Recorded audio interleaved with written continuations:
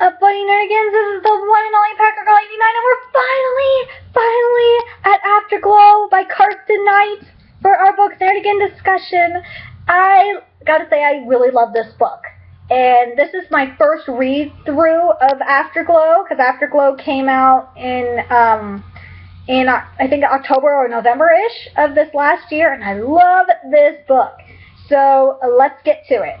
So if you love the Percy Jackson series and Heroes of Olympus, you're really gonna love this book. I told you in the Wildefire Numbers of Echoes that we will get to it. That because we have Minnie Moise. I hope I said that right. Nemois? I don't know if I'm saying it right, but whatever. The Greek Titan of Memory. And then we have Artemis. We have Artemis, the Greek goddess of the hunt in this book. Yes, and she's at the beginning of this book fighting Colt, but Colt freaking shocked her, which wasn't cool.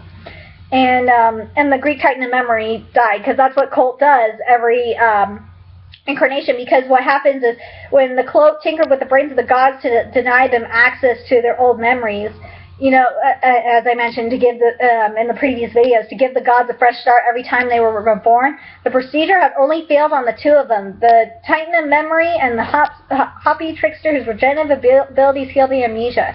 So basically, Colt kills the Greek Titan of Memory every life cycle because, you know, she doesn't want to reveal to the world about him being a trickster.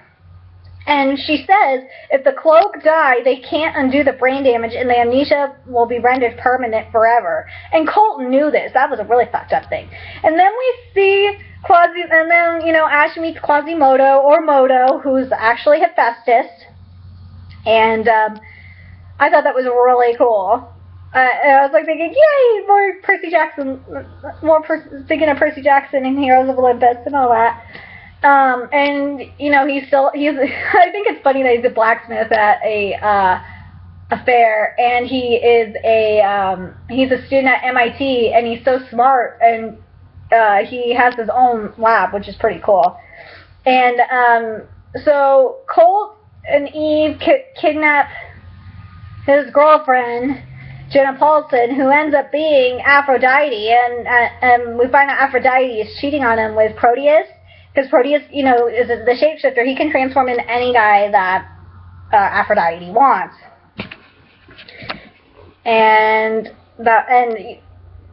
Luckily, Hephaestus doesn't die in this book. Poor Hephaestus.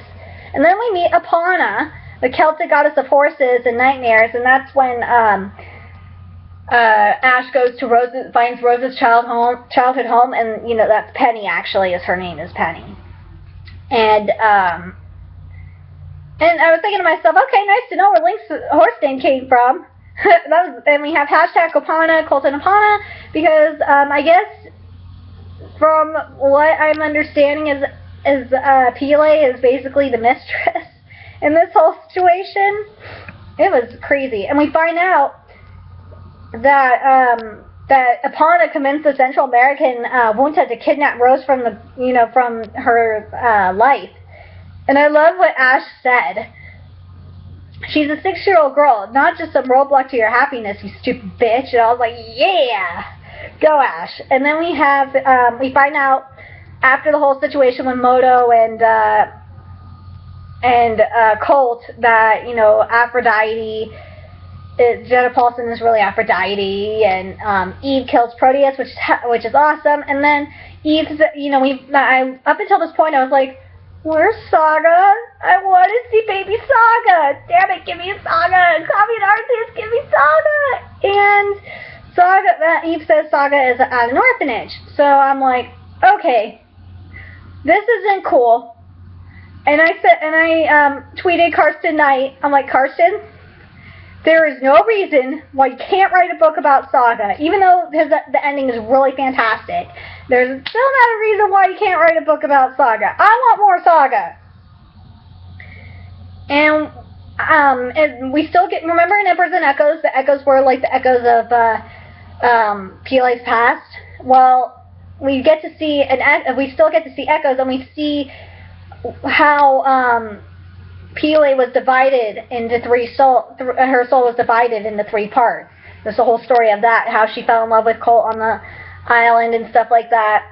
and that there was and how she killed her island family basically, because of being in love with Colt and all that. And she had and the God of War, that I can't remember his name, the God of War said that she and Colt needed to leave. And we find out that, of course, there's no birth control, so Pele is preggers, and this is important. And we find out that the 5-borough vigilante that is coming out as Wesley Towers. I was so happy that Wesley's back. Hashtag Wesh forever. Oh, such a good romance. And I love this moment, and I'm quoting this from the book. This is like after Eve and Ash find Wesley, and as he peered at her, she saw that the bags beneath his eyes had darkened with sleeplessness. Other than that, though, it was the same old Wes. He planted a feverish kiss on her forehead, then let his words whisper through her hair. I should have never let you go, Ashlyn Wilde. I was like, ooh, hashtag Wesh. I love Wesh. Such a cute couple. Their interactions are awesome. I love Wesh. I love hashtag Wesh. They're awesome. Alright, and then we have Itzy, who is the Aztec god of stone and sacrifice, working for Colt as well, and they kidnap Ash's parents and Eve's parents, and that was sad. I was just like, damn it, this is crazy. And let's get to when they cut down the Tree of Life, and how that happened was Colt took a Nazi bullet casing that was like in the shape of a pipe, and he had Epona put it in his body, because that's like that generates the most hate. That's why. And I was thinking, damn, man, that has got to be some crazy shit. I was wondering what Ash thought about that. But yeah, and that's how. And because we know that the Cloak is allergic to hate and is weakened by hate, every time the Cloak tried to touch Colt, they just died. And then we see the cutting of the Tree of Life with the axe that Moto made, and he cut the tree down, and all the evil gods, or the Dark Pantheon, came, and we had Tainen Tangora, which was when we saw them in the Echo of Pele. They were the Polynesian forest spirit and sea god. And then we have, I love when books do this, and Alexandra Bracken did this as well in the Darkest Mind series, where everything went back to Thurmond at the end. Well, this one, everything went back to Blackwood, which I thought was pretty sweet. And then we have the Gathering of the Good Gods, because Ash called Serena right away and told Serena to use her frequency. See, I love when this happens. I love it when things from previous books, like little things like that, come back into play. So, good work, Karsten.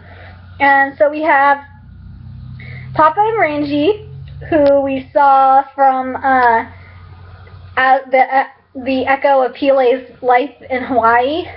And it was crazy, like, what ended up happening. She ended up, the Cloak ended up taking Colt. That was when the Cloak ended up taking Colt, because they saw that Pele wanted to kill him, and the Cloak came and said, we're taking you because even the mother of your child just doesn't like you. I was like, damn, that was crazy. So, Papa and Rangi were the Earth and Sky gods, the Earth and Sky gods. And I think Papa was a goddess. I kept thinking Papa was a god, but Papa is a goddess. It's just weird. And then we have Sela, the Inuit goddess of the air, who's a total backstabbing bitch. And then we have Erebus, the Greek god of the shadows. I was like, yay, we have Erebus. We have another Greek god. And we have Ishtab and Abe too, and Abe's the only one left because of the original crew, because Lily's dead, Raja's dead, and Rolf is dead. I freaking hate that Rolf and Raja are dead. Sucks. And then we have the Dark Pantheon, as I mentioned, and there's more. We have the Mayan bat demon named Kamazotz, and a brutal goddess of the dead named Hel from Norse mythology. I was like, yes, I love Hel, and I love that Hel is evil in this one, because all the books I've read with Hel so far, Hel has always been a good goddess. She was a good goddess in the Immortal Secrets Nicholas Flamel.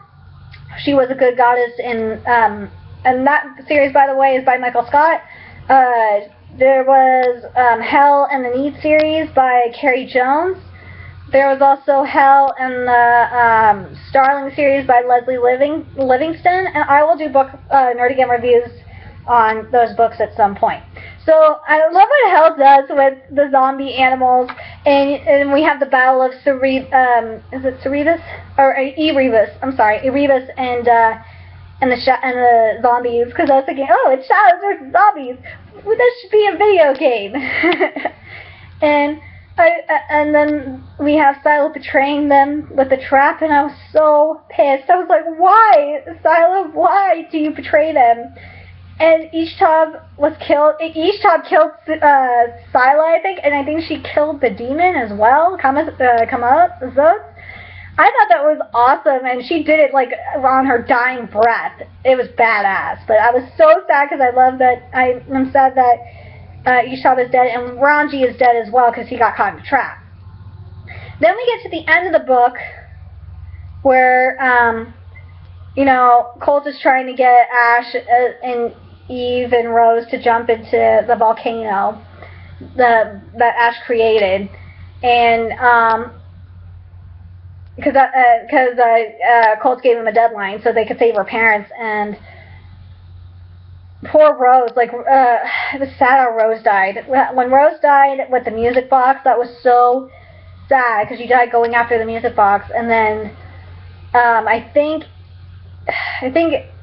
Eve went down with Colt, or Colt went into the volcano, and then Eve went, and Eve said that I want to be a better sister in the next lifetime, and I cried when that happened. I was like, no, not Eve, no. And then we get to Ash tells her parents what happened. All right, let's get to the very end of this book, and I loved how Karsten ended it. So we get to 80 years later. Ashlyn has a story wrote, and #Wesh is eternal with Johanna and Joaquin. Yes, it's real. I was so happy. I was like, oh, together forever. And there was, I love this part. I loved how this ended. So basically, Johanna mentions that Ashlyn Wilde wrote the book, and of course Colt remembers. And and Joanna, before that happened, I want to talk about Kamala. I think that was her name, was Pele's daughter, descendant of Pele's daughter. And it was crazy how she described her, because, it was Pele and Colt's daughter. So I thought that was interesting as well. And it was in Hawaii, and, she was having a baby as well. It was a really sweet moment. So so now I'm going to read how the book ended, the final lines of this book. So here we go. The 3 books were tied. This is when Colt is, handcuffed and whatever, trapped on a boat for eternity, or something like that. The 3 books were tied together with a red bow. His trembling fingers managed to unknot it on the 3rd try, and he held up the book on top. The title read Wildefire. I was like, yes! He flipped to the soggy first page. The flickering light of the lantern illuminated the words in a vengeful crimson, only long enough for him to read the very first sentence before the lamp consumed the last of the kerosene and immersed Colt's underwater prison in darkness for good. Ashlyn Wilde, the book began, was a human mood ring, and that's how Wildefire began. So I was like, damn, that is so awesome. I loved how Karsten ended the book. It was fantastic, because we knew Colt, the reason why I think he did it was because we knew Colt was going to come back 80 years later, because the gods are reborn every generation, and Johanna does mention that, because of Ashlyn's books, the Wildefire series, she was able to find and connect with the other gods, and that's how she found Joaquin or Wesley Towers. I was like, oh, Wesh forever. So I really love this book. I've read nothing but amazing endings so far for all of the series. that I've read so far, and I'm really happy that I have yet to have a Battle Angel scenario, and I will get to that at some point. So, the next Book Nerdigan video that will be coming is Starcrossed by Josephine Angelini, and I'm reading Dreamless right now. And then after that should be Goddess and Trial by Fire, and then that's all the Josephine Angelini books I have, and then I will go into the Hush Hush series by Becca Fitzpatrick. Now it's your turn. I want to know what you thought of Afterglow, because I personally loved this book. I loved every second of this book. It was perfection. And let me know if you want to see more Saga, because I want more Saga. And Karsten, if you're watching this video, please give us more Saga. So, like, comment, share, because this book this series, the Wildefire series as a whole, is a hidden gem. And subscribe to this channel for more hidden gems and more amazing Book Nerdigan discussions. Until next time, Book Nerdigans, keep on reading.